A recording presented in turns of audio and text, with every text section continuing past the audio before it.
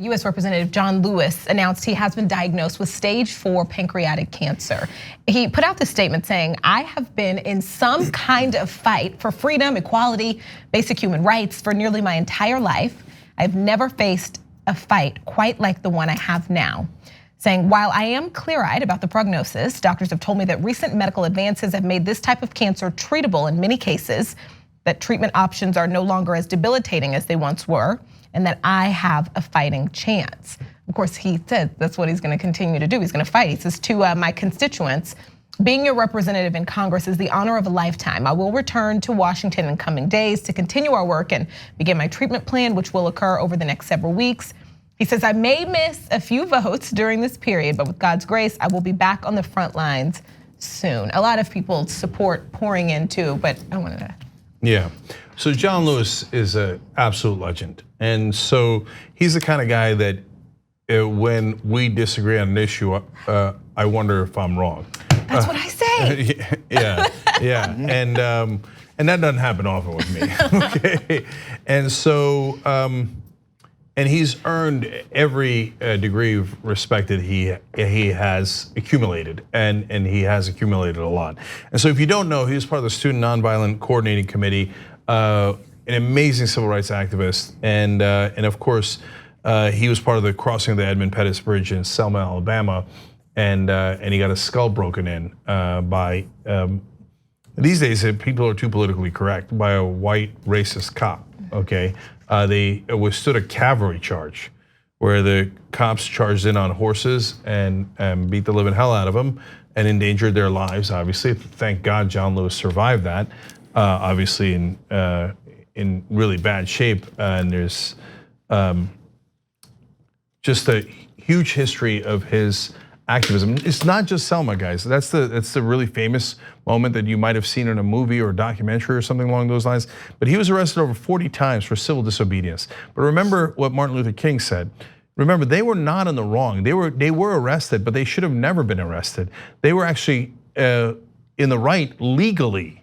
It was the Southern cops in that case, and the sheriffs, et cetera, and the authorities that were defying federal laws. They're the ones who should have been arrested, but they thought might makes right. And luckily we overcame that because of the brilliance and courage of people like John Lewis.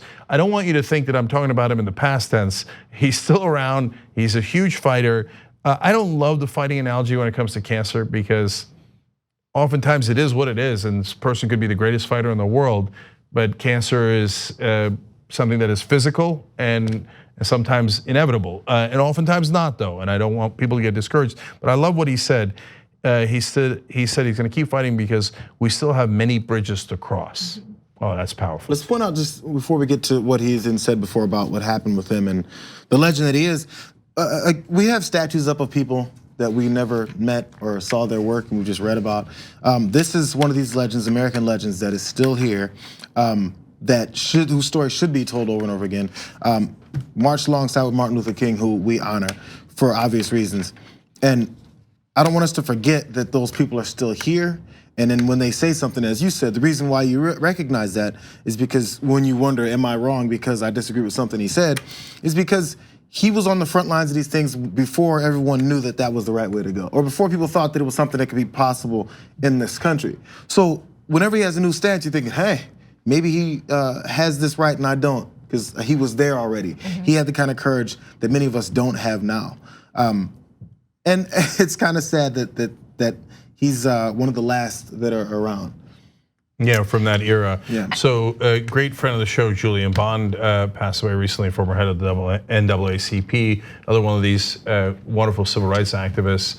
And the list goes on and on of these legends. And I remember when people asked me who I wanted to interview most, back when he was alive, my answer was always Nelson Mandela. I mean, I do a show where I interview people, and living legend Nelson Mandela is still with us. It would have been amazing. Unfortunately, I never got that chance. And so, look, what Jayar's point is, like, soak in and enjoy and celebrate the people who are still with us, who are these living legends. And he is, look, he's got the Presidential Medal of Freedom. He's also a 17-term congressman, been around in Congress since 1986. And I want you to know the recent stuff that he did too. So even if when on issues that we might not agree, there's that, but that's human beings, right? We're not gonna all agree on every single issue. We agreed on the overwhelming majority, but what did he do when it comes time for courage?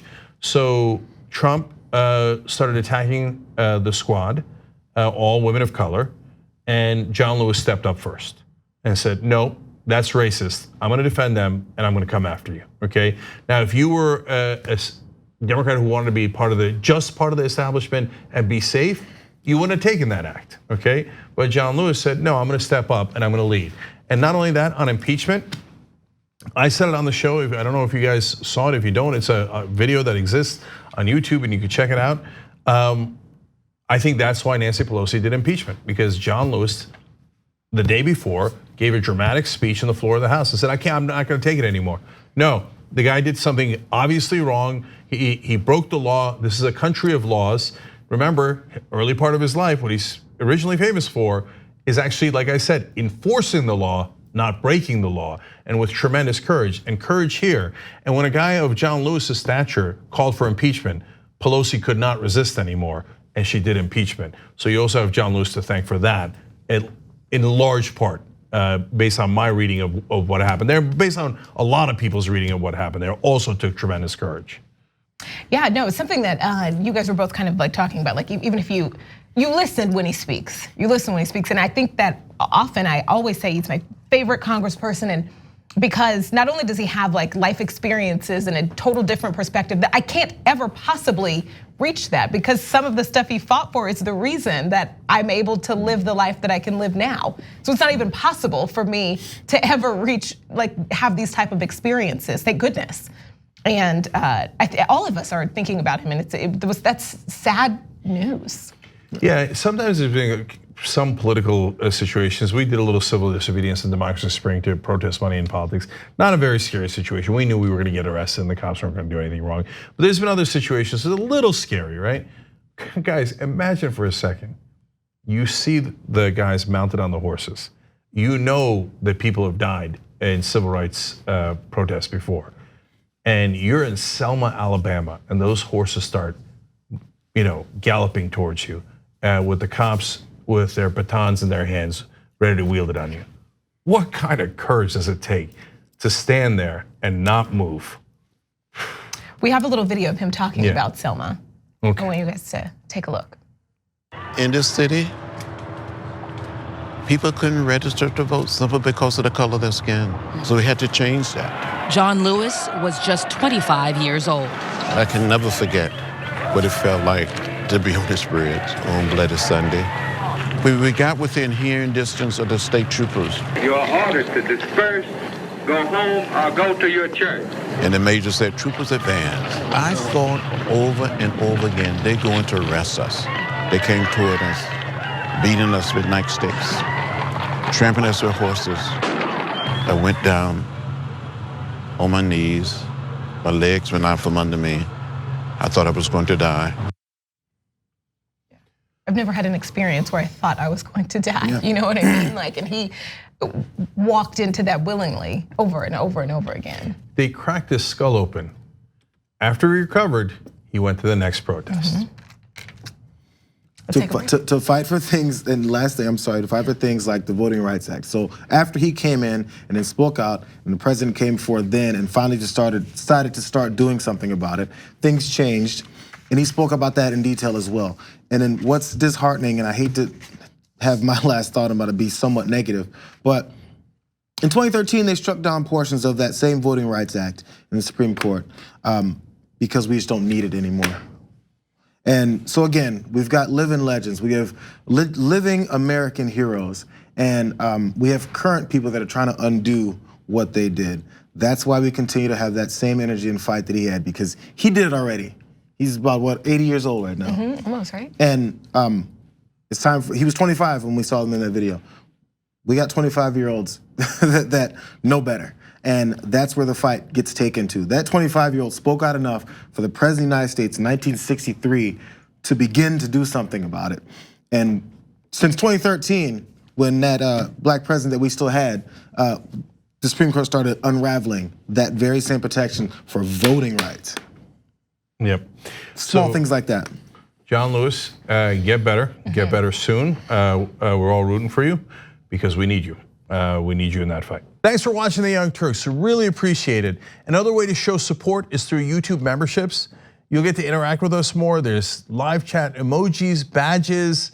You've got emojis of me, Anna, John, Jayar. So those are super fun. But you also get playback of our exclusive member-only shows and specials right after they air. So all of that, all you gotta do is click that join button right underneath the video. Thank you.